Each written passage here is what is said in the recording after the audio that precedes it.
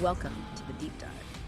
We're the place where we really try to break down that foundational knowledge, the stuff that helps organizations actually succeed. And we cut through to the insights that you, as leaders in complex, often high-stakes situations, can actually use. Right. Today, we are zeroing in on leadership itself, how it's defined, how it's supposed to be cultivated, how it's executed. Specifically, we're looking at that critical intersection between foundational doctrine and the very real challenge of building organizational trust. Exactly. So for this deep dive, we're really dissecting, you could say, the core of military leadership doctrine.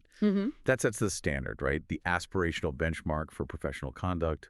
We're using Army Doctrine Publication 622, Army Leadership and the Profession as our main guide there. Okay. But, and this is crucial, we're not just staying with the ideal picture. We want to contrast that doctrinal standard with well, let's be honest, the often messy, sometimes chaotic reality. Yeah. Especially when you're managing diverse, complex organizations where those neat lines of authority just seem to evaporate. Yeah, they disappear. And to make that contrast really stark, we're bringing in some powerful case material that focuses squarely on organizational trust failures. Real-world stuff. And that's our mission today for you listening. It's vital for any leader, really, military or civilian. We need to get beyond just what good leadership looks like on paper, according to something like Army Doctrine Publication 622. We need to understand why. Yeah. Why does organizational trust break down? Sometimes, spectacularly, even when you have incredibly smart, competent people involved. Understanding this tension, this gap between the ideal, say, of commitment and the everyday reality of just getting compliance. Well, that understanding gives you much sharper tools to analyze influence, to gauge credibility, and frankly, any organization you might lead or even just join. Okay, let's start unpacking this. All right, first things first. We have to ground ourselves in the source material that sets the standard for the U.S. Army profession. That's Army Doctrine Publication 622. Yep, the bedrock. It really establishes the foundations of the Army profession, and it outlines the required attributes and competencies for leaders, all leaders really, across the board. It's the official baseline. It is. And, the very first thing that document clarifies is something really crucial for understanding the American military context. It's this dual nature of the Army. Dual nature, how so? Well, the doctrine states the Army is at the same time a military department of the government and a trusted military profession. Okay, government department and profession. Right. And that's not just some, philosophical point. It's key to how it functions. Because the trust of the American people is precisely what gives the Army the autonomy it needs. Autonomy to exercise discipline initiative globally. The document's very clear. They are entrusted to defend the Constitution, the rights and interests of the American people. And they do that through the ethical design, generation, support, and application of land power. Yeah. Always serving under civilian authority. Okay, so that trust, that autonomy, it's earned. And it has to be maintained. And the doctrine says that happens by adhering to what it calls the Army ethic. Let's break that down. What parts of the Army ethic are most critical for building that essential culture of trust you mentioned? Right, the Army ethic, it's essentially the moral core of the whole profession. Army Doctrine Publication 622 defines it, let me see, as the set of enduring moral principles, values, beliefs, and laws. These things guide the profession, and they create that culture of trust that's just fundamental for Army professionals. It really underpins every decision, every action. So what are those core components? Well, it boils down to three essential aspects that build and sustain that trust. Honorable service, military expertise, and something called stewardship of the profession. Stewardship of the profession. That sounds like it goes beyond just individual conduct, right? That feels bigger. Oh, absolutely. Stewardship is actively managing the profession's future. It's about creating the systems, the climates that actually foster trust. The doctrine details this. It includes maintaining the long-term health of the organization, protecting people from unnecessary tasks, making sure the organization is well led, and prepared for the future, well beyond any single leader's time there.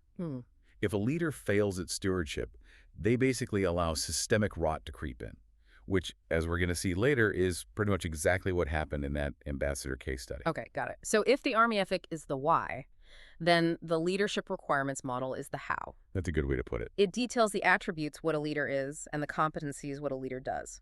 Let's tackle attributes first: character, presence, and intellect.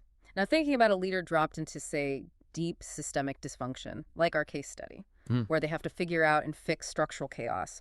Which of those three attributes becomes most critical? That's a great question. Yeah, I'd argue it's intellect, especially the parts related to conceptual abilities and knowledge. Okay, intellect. More than character. Well, character, that moral compass, is absolutely essential, foundational. But intellect is what lets a leader accurately diagnose what's actually wrong when the system itself is broken, and then formulate an effective plan to fix it. The doctrine defines intellect as basically brain power and knowledge. It lets leaders think creatively, critically, make sound judgments, and importantly, solve those really complex problems, the kind that stretch across political, economic, cultural lines.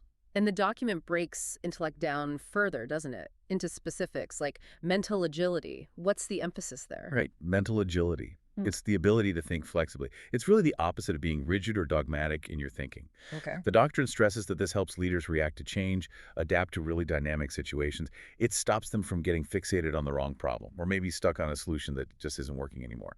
So for a leader, especially maybe a strategic leader, Exactly.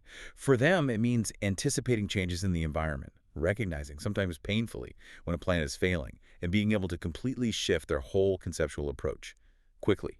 Think about a chaotic interagency environment where priorities are shifting constantly based on, political winds from back home. Mental agility is maybe the only way to keep up. makes sense. And alongside mental agility, the doctrine talks about sound judgment. Right. How does it frame the development of that? Is it just innate? No, not innate. Sound judgment, as Army Doctrine Publication 622 defines it, is the capacity to assess situations accurately, draw rational conclusions, and make sensible decisions. And crucially, in a timely manner. Timely, right. Yeah.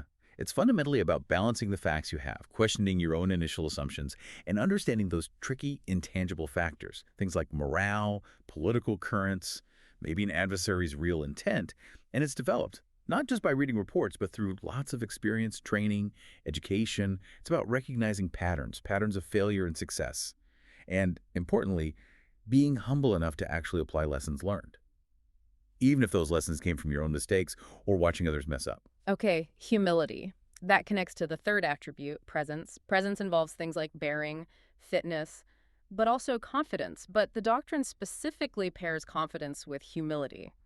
Why is that particular balancing act so important for a leader's credibility? Oh, that pairing is absolutely vital because confidence on its own without that counterbalance of humility easily tips into arrogance. Right, which nobody likes. Nobody. And it kills trust. The doctrine is clear. Confidence must be tempered with humility, that basic understanding that no one is perfect, no one is always right. Too little humility, you get arrogance. And that immediately undermines trust because people see you're unwilling to listen or admit you're wrong. But too much. But yeah, conversely, too much humility, or what looks like it, can come across as maybe shyness or timidity. It might signal a lack of self-awareness or decisiveness. Getting that balance right is key. It establishes the self-awareness you need to lead well. It means you trust your judgment, but you also actively welcome critical input from your team, your peers. Okay, so the attributes what a leader is set the stage. Now, the competencies what a leader does. These are leads, develops, and achieves. We're going to focus now on that leads category, because that seems like where the rubber really meets the road on influence and building trust. So we have this doctrinal ideal setup. Leadership is defined as the activity of influencing people, providing purpose, direction, motivation, all to accomplish the mission and improve the organization. But that key verb, influencing, how does a leader actually do that, especially, and this is the kicker, when they don't have direct, formal authority over the people they need to influence? Ah, yes. That takes us right into the core of Chapter 5 of Army Doctrine Publication 622. It's entirely dedicated to influencing. And the doctrine makes a really fundamental distinction right up front. It's between two major outcomes of influence. And honestly, every leader needs to understand this difference. Compliance versus commitment. Compliance versus commitment. Okay, describe that difference for us. Sure. Compliance is basically just conforming to a requirement or directive. Think about mandatory annual training or filling out paperwork or getting that required flu shot. The checklist stuff? Pretty much. Yeah. It's necessary for keeping the wheels turning day to day, but it usually requires constant oversight, someone checking the boxes. Commitment, though, the doctrine defines that as willing dedication or allegiance to a cause or organization. Real buy-in. And that's needed for? That's needed for the harder stuff, the complex tasks. Like the doctrine uses the example of seizing a heavily fortified enemy position. You can't just order compliance for that. People need to take personal initiative and endure significant risk. That requires commitment. And commitment is what builds that long-lasting trust, that empowerment. Compliance just relies on authority, maybe the threat of punishment. Got it. So the doctrine then outlines specific methods of influence, right, to help leaders actually cultivate that commitment rather than just demanding compliance. Exactly. It provides a toolkit. Let's look at some of those commitment building methods highlighted in the doctrine. Okay. The doctrine lists 9 methods in total, and it often draws on broader leadership research, like Euclid's work.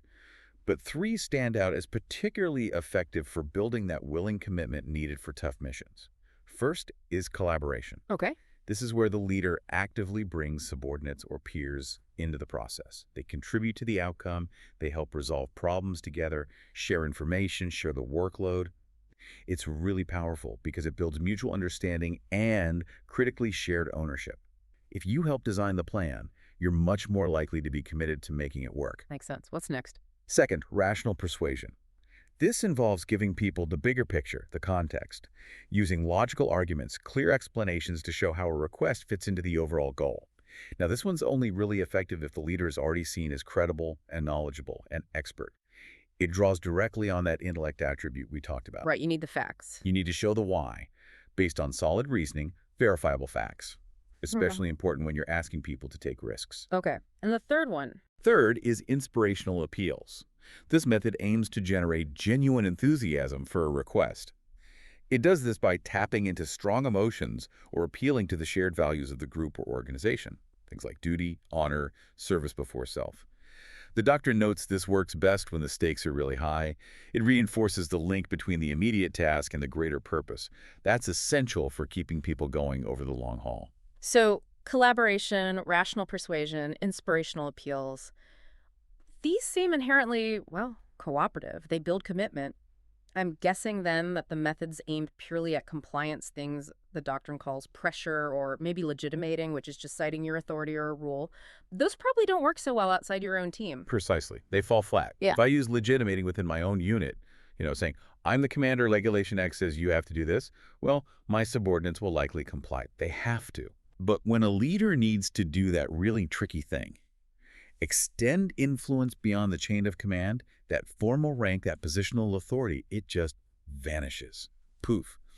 The local police chief, the diplomat from another agency, the allied military commander, they don't report to you. They don't necessarily care about your rank. So what do they care about? They care about your demonstrated competence, your expertise, your credibility, your character, really. Which brings us squarely to what seems like the toughest competency, especially for leaders higher up in the organization, extending influence beyond the chain of command. What specific challenges does Army Doctrine Publication 622 flag here? Oh, this is absolutely critical for achieving what the military calls unified action, getting everyone moving in the same direction. And the challenges start, just like you said. People outside your unit could be local populations, partner forces, other government agencies, NGOs. They simply don't recognize your formal Army authority. They don't have to salute.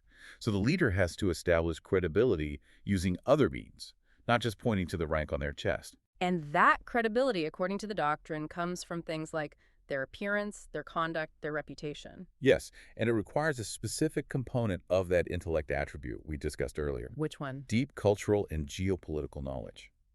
The doctrine is explicit about this.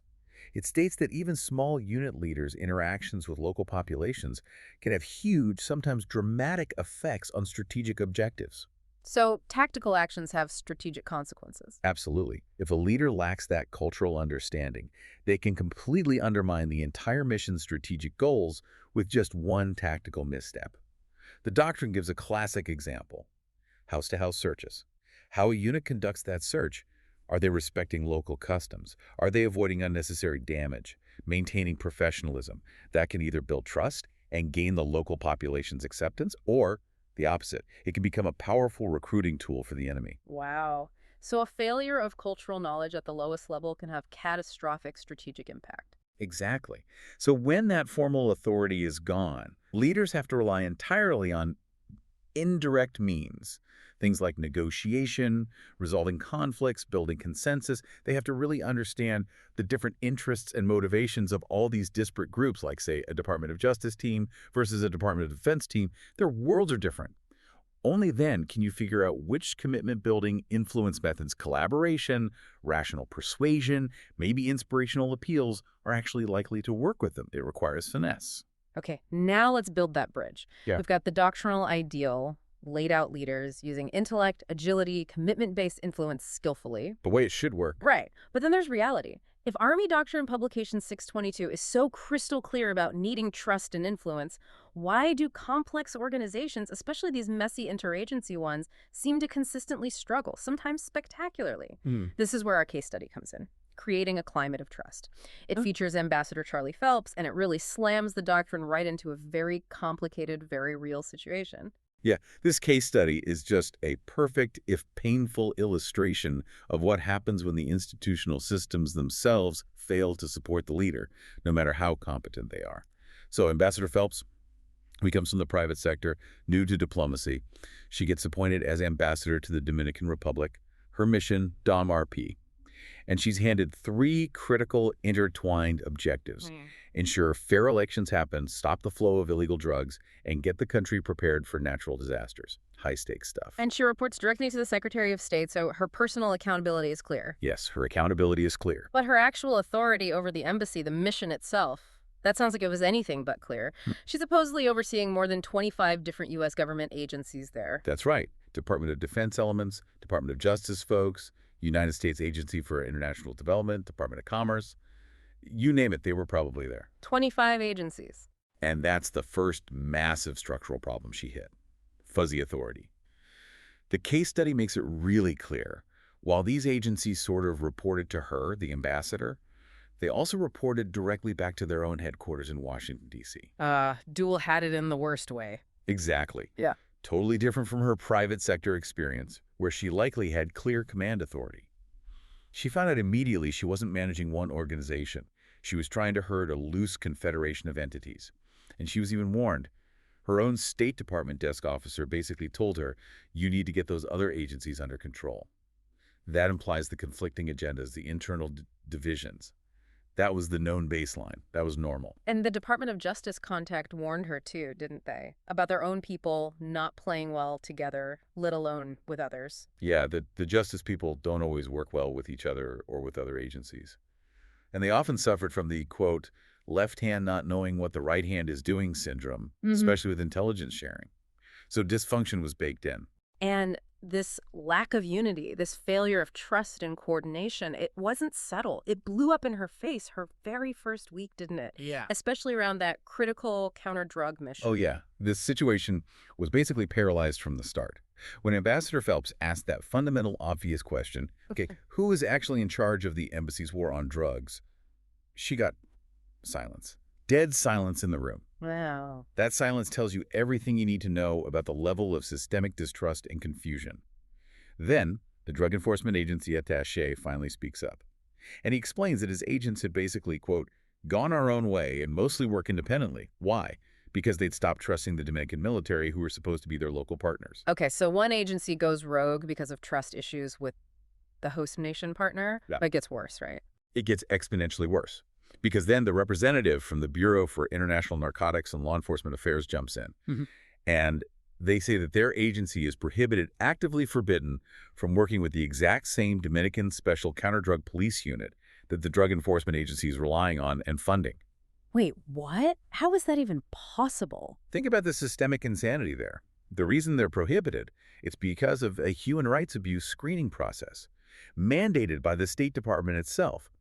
Phelps' own organization. So let me get this straight. One U.S. agency is banned from working with a partner unit because of human rights flags raised by state. Yep. While another U.S. agency, also under the embassy umbrella, is actively funding and depending on that exact same unit to achieve the exact same overall goal of stopping drugs. You got it. That's not just a minor turf battle. That is a profound, systemic conflict in priorities, in ethical standards, and basic operational alignment, and it's actively undermining any hope of unified action or mission success. It's built to fail. Unbelievable. And this coordination chaos wasn't just between diplomats and law enforcement, right? It affected military operations, too. The Coast Guard officer's description of counter-drug ops, that sounded pretty bad. Oh, it reveals the real-world consequences of that terrible organizational design. The operations involved Coast Guard Sector San Juan, Joint Interagency Task Force South down in Florida, and the Drug Enforcement Agency, all trying to coordinate actions, but each reporting through completely separate, often distant chains of command back in the States. What was the result? The result, in the officer's own words, was, by the time all the agency coordination is done, the bad guys have disappeared. The coordination process itself was helping the drug runners escape. That's a catastrophic failure of the Achieves competency from Army Doctrine Publication 622. That competency demands leaders ensure the resources and systems are in place to actually accomplish the mission. Here, the system guaranteed failure. And it wasn't just the high-intensity counter-drug world. The same lack of coordination, the same trust deficit, showed up in disaster relief planning too, didn't it? A supposedly less adversarial environment. Just as bad, really. The military group commander there recounted the Hurricane Barrel relief effort. He specifically noted that the United States Agency for International Development had this prevailing go-it-alone culture. Go it alone. How did that play out? Well, it created huge coordination headaches, right where help was needed most. That anecdote about the helicopter pilots really sticks with you. Remind us. Yeah, the Defense Department helicopter crews were literally sitting there, waiting on the ground with essential relief supplies, ready to fly. But they had no idea where to take them, because the United States Agency for International Development folks who were supposed to be directing things had effectively just moved on to their next task or location, without telling the pilots, without coordinating the handoff. So the military pilots ended up having to work with the Peace Corps volunteers on the ground just to figure out where the supplies were needed. Exactly. It shows a complete breakdown in the basic, necessary lines of communication, coordination, shared purpose. The commander was pretty blunt, criticizing the approach. He said something like, "It works okay in peacetime, but in war, or during a natural disaster, it can be problematic." Understatement, right? Definitely. That lack of clear, established, rehearsed planning, which is a core part of the planning, develops competency in the doctrine led directly to chaos, wasted resources, and mission paralysis, even in a humanitarian crisis. Okay, so what we're seeing in this Dom rep scenario, Yeah. it isn't really about bad individuals. These were described as O-grade career diplomats, competent military officers, people who knew their stuff. Right, top performers in their own lanes. So the problem seems much bigger. It feels like a systemic failure. And that's where the other reading in the article, Designing Trustworthy Organizations, gives us a really critical framework. It helps us diagnose these kinds of organizational trust violations and connect them back to that gap between doctrine and reality. Absolutely. This is where we put on our diagnostic hats. That Hurley article argues really forcefully that organizations often make a mistake. They attribute trust violations to just a few rogue employees, the bad apple theory. Yeah, find someone to blame. Exactly. But the research shows these failures are often predictable. They happen in organizations that allow dysfunctional, conflicting, or just incongruent activities and systems to take root and fester. The fundamental problem, according to this research, often isn't the competence or character of the individuals. It's the flawed organizational architecture, the system itself. And the key differentiator, the article says, between organizations that manage to sustain trust and those that keep violating it is integrity and consistency. Consistency within and across the whole organization. That word, consistency, is everything. The organization's architecture, and that means its formal rules, its informal norms, the incentive structures, the expectations, the stated values, all of it. It all has to be aligned. Properly aligned, it promotes diligence, honesty, collaboration. Misaligned, like in the Phelps case, it actually promotes confusion, recklessness, even malfeasance. In the ambassador situation, the organizational design, those fuzzy reporting lines, those conflicting mandates from Washington, the terrible communication systems, it actively undermined consistency. It made building trust almost impossible from day one. Let's pinpoint the most damaging inconsistencies we saw in that case study. First, those conflicting priorities. That seemed glaring. Oh, it's textbook. The clash between the Commerce Department's goals and the State Department's concerns is a perfect example of systemic failure baked into the structure. You had the Commerce attaché openly saying their top priority was selling defense articles and services, weapons sales. That was number one for them. And they were apparently pushing back against State Department officers within the same embassy who were arguing against those arms sales. citing legitimate concerns about the Dominican Republic's economic fragility. So one part of the embassy is pushing arms sales, another part is actively trying to block them for policy reasons. Precisely. That is a direct, paralyzing conflict in fundamental purpose and direction handed down from Washington. When one part of the mission is actively working against another part, well, forget about achieving commitment through shared purpose. Forget about using rational persuasion or inspirational appeals from Army Doctrine Publication 622. There's no single unified why for people to rally around. Right. The system itself is sending contradictory signals. And the second big inconsistency was the communication breakdown, wasn't it? That seemed to poison everything. Absolutely poisoned the well for collaboration. Remember the Deputy Chief of Mission, the number 2, he explicitly told Ambassador Phelps they purposefully kept the internal planning group, the kitchen cabinet, small. They excluded most of the agency heads. Why? Because they thought smaller meetings made decisions easier and less painful.